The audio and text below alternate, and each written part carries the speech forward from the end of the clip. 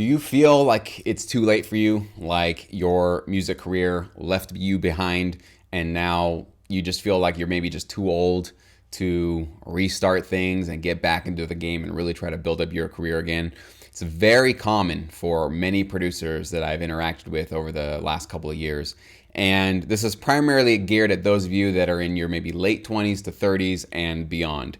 But I want to tell you right now in this video, you're going to learn, first of all, why the previous approach that you took with your music career did not work for you, and also why B, it's certainly not too late for you. And it's actually never too late for you as long as you follow a proven business strategy to actually succeed with your music career, meaning you follow in the footsteps of somebody who's actually done it and has actually succeeded. So what I'm gonna do in this video is show you how I succeeded in my music career. I was fortunate enough to get started in my early 20s in this path of TV, film, music licensing, but why this is the career path that actually works for producers and why most business strategies and avenues that producers, artists, songwriters, and bands take usually leave them high and dry and then having to, unfortunately give up on their dreams and on their career and settle for a day job or settle for a career or some sort of income that, they might be lukewarm about, but it's not their passion. It's not what they really want to get out of life. So please watch this video. This is a video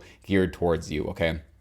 So let's talk about why your career didn't get you to where you wanted to go. Okay, so many of you probably were doing something like this. You had a band, you were a producer, you were putting music out into the world in some manner. Now, those of you that are maybe a little bit older, you were chasing more of the radio market, before social media was a big phenomenon. And so you were chasing record labels, you wanted to get showcases, you were trying to build a little buzz in your hometown, selling records, tapes, CDs out of the back of your van, basically, trying to do local, regional tours, et cetera, okay? So that is obviously one of the hardest hustles and struggles that any producer or musician has to go through.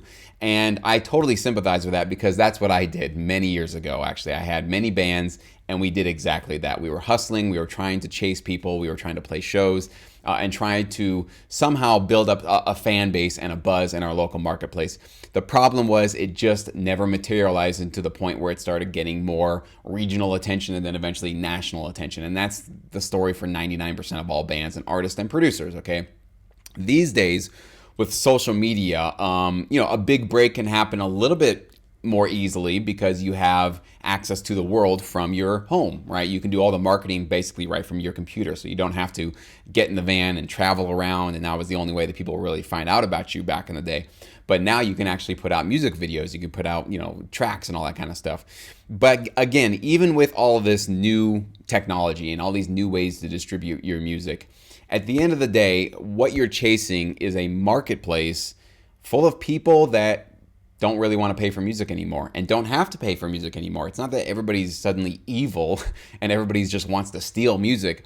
We've been conditioned for the last 20 years, thanks to Napster in the beginning, file sharing networks, but now just something like YouTube where you can type in literally any song on planet Earth and listen to it absolutely for free. Yeah, there might be an ad in the beginning, maybe not. A lot of people have ad blockers, so they don't even have to watch the ads.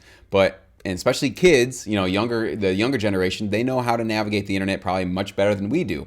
And so they're able to get anything really they want for free. And that's been their reality from day one. So there's just been a dead marketplace of people who are going to enjoy music. They love listening to music. They love consuming it, but they don't want to pay for it. Okay. So that's been basically a dead marketplace for the last 15, 20 years now, thanks to the internet, thanks to Napster, thanks to all that kind of stuff, okay? Doesn't mean the industry is dead. It just means that it was a massive overhaul of the business strategy. So if you were involved in any of that sort of strategy in your career, that could be one major reason why you didn't see the results that you wanted. You were literally chasing a marketplace that was saying, yeah, I'll take your art, I'll take your music, I'll listen to it, I'll like it, but I'm not gonna pay for it, right? Well, you can't pay the bills with likes. You can't pay your utility bill with shares on Facebook. That just doesn't get you anywhere, okay? You have to be able to monetize. You have to sell something. It's like people have to pay for something, okay? So there's definitely that issue. Now, the other thing that you might have faced in your career is that you were producing great music, really high quality stuff, very authentic stuff, true to who you are, true to what you wanted to say as an artist. but you were told by probably maybe even record label people or just, managers or just people in the industry that it's not marketable. It doesn't have that sizzle. It doesn't have that sexiness to it. We can't really package that and put it out into the world. So therefore, we're not going to put a budget behind you. We're not going to sign you. We're not going to put any resources behind you to try to promote you to the public, okay? And that's probably why we as a world have missed out on so much great music, is because not all artists can fit into one nicely, tightly packaged little bubble, right? To say, okay, this is this artist, and this is how we can put it on the shelves. This is how people can see it. This is how we're going to market them. And there's some sex appeal, so we can definitely do that, right?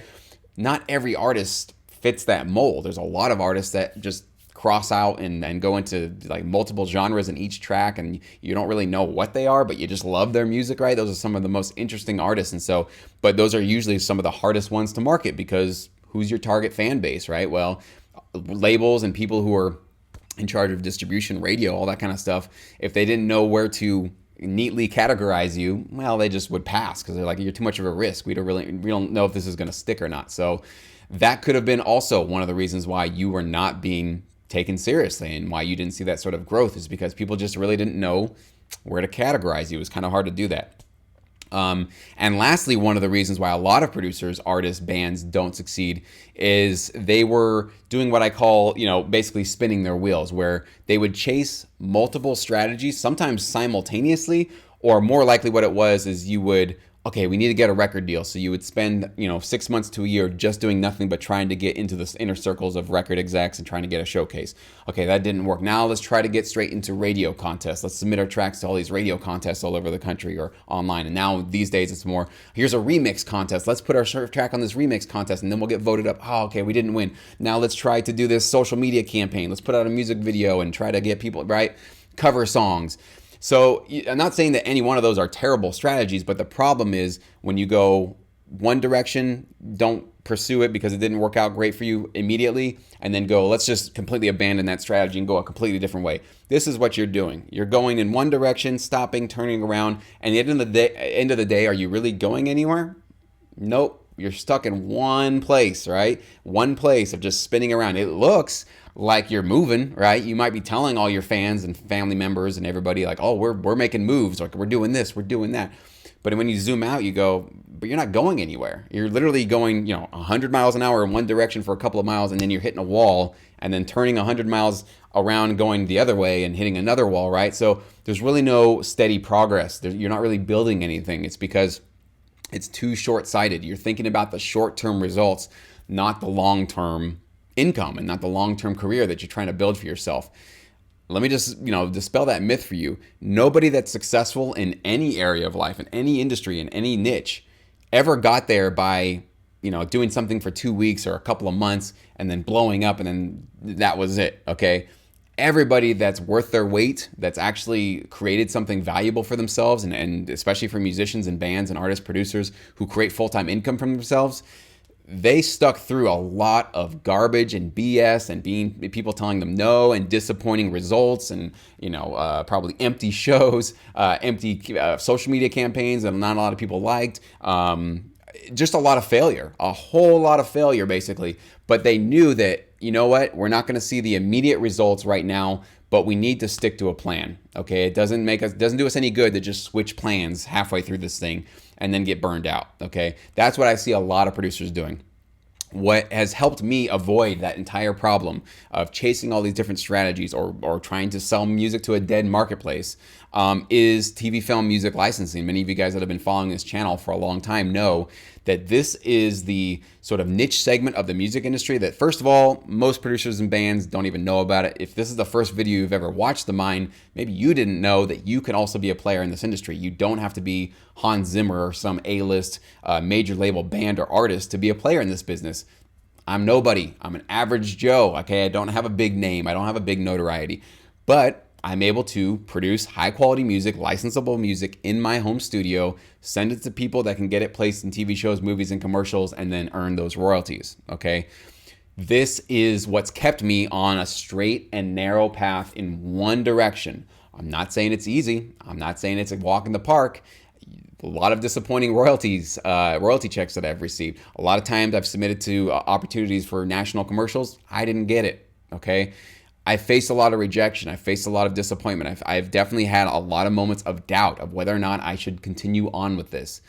But I knew that there is a massive amount of opportunities in this industry. It's very lucrative. People in this industry do actually want to pay for music. Okay, it's not a dead marketplace. In fact, it's one of the most healthy sides of the business that's going on right now. If you look at the sales reports and the earnings from ASCAP and BMI, licensing revenues is one of the few that's actually been steadily growing. Okay, streaming, it goes up, it goes down. Sales, obviously, you guys have known that that's been going down for a long time. But licensing is just this smooth upward trajectory. That's where most people are finding about new music. And there's just a lot of content out there. There's TV shows, movies, and commercials that all need music. And the people that produce those shows, that content, they value music. They know how important it is to have high quality music in multiple genres, okay? And the best part about it is they don't care if you're sexy, if you're young, if you're marketable, if you fit neatly into a package. They don't care about any of that. You know what they care about? Is this a high quality track? Does it evoke the emotions that we need to get out of our audience members, whether that's depression or optimism or sadness or excitement or celebration? Whatever the emotion is, if your track can deliver that emotion to their audience, they give you the placement, which means you get the money. You get the exposure to potentially millions of people, okay? So who cares if you're 65 years old, right? Literally, libraries could care less about how old you are, what your marketability is. They don't care what your face looks like. They care about what really matters, your music, right? And that has been probably what most of you have been looking for in your music career your entire lives is I just want to make good music. I don't want to care about if I'm marketable, if I fit into this box, if I have this sort of marketability, right? Especially some of you that are maybe older, you worry about that. I totally understand and sympathize with that concern. That is irrelevant, completely irrelevant in the licensing business. So this is just an encouraging note for those of you that think that maybe it's just too late. I don't really know, and it didn't work out for me before, so I just don't want to give it another shot. I strongly encourage you, if you did not go for music licensing in your last go around in your music career, that's probably one of the main reasons why you didn't see results. I'll just flat out say that, okay? There are obviously multiple ways to earn income with your music. But for what I've experienced, I only basically talk about what I know firsthand, what I've lived and breathed, and what I still continue to do every single day in this industry. This is the path for you. This is the path that can absolutely start to open those doors to get that income, to get that exposure.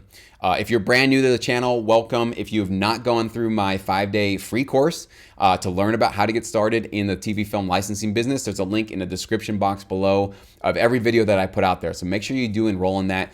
Do not wait. Don't think you'll get to it later. The time is right now to get started in this. I'm going to show you about how to determine whether or not your tracks are licensable, if they're high quality enough. And I'm also going to talk to you about how to find music libraries. Those are those magical companies out there that will take your music and shop it to people that are trying to get, or trying to produce TV shows, movies, and commercials. So you can start getting those placements and build up that passive income for yourself and bypass just the dead marketplace that was holding you back before. So I encourage you to get started right now. Please leave a like if you enjoyed this video. Share it with a producer friend, a band, anybody that you know that makes music that might be struggling with this issue right now and feeling like giving up, or that maybe you already have. I really hate seeing those stories. I hate receiving those notices when people think it's too late for them. They're too old. The industry is just completely dead. There's no hope for anybody. I don't buy it, because I've seen many, and I've coached many producers who are later on in life, 40, 50, 60 years old, getting back into the game and starting to see contracts, starting to get checks, starting to get placements for the first time in their careers. So it's never too late. It's absolutely never too late. Thank you so much for watching. Also subscribe. I put out videos like this every single week.